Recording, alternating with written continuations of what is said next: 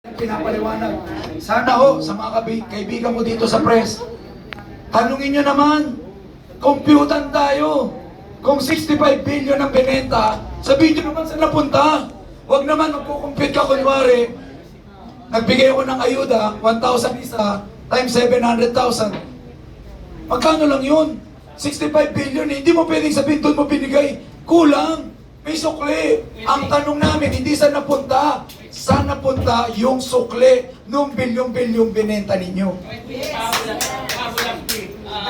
Ikaw maging kanda daw sa eleksyon, isilipin mo ba yung mga properties na yung mga na-ibenta na yun? Siyempre.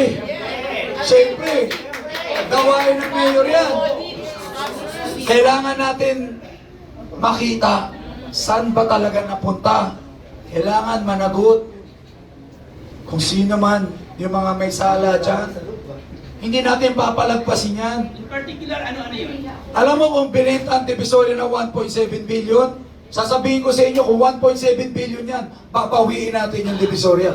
Ibabalik natin yan sa mga Manileño. Yes! Yung kapalit, wala eh. Walang kapalit, may pwesto kami doon eh. Asa na? Ayun, yung napalitan. Isa pa yun. Imagine mo yun ay. Pinapaintindi ko sa mga Manileño. Kasi, minsan, wala pakialam.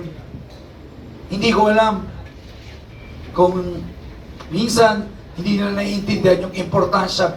Bakit sinasabi ko Manila is not for sale,